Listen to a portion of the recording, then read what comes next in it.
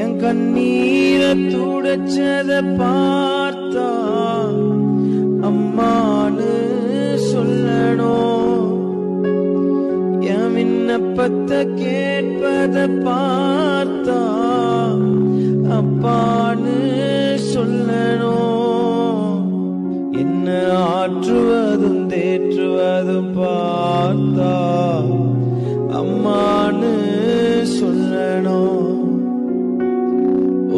இரக்கத்தை உருக்கத்தை பார்த்தா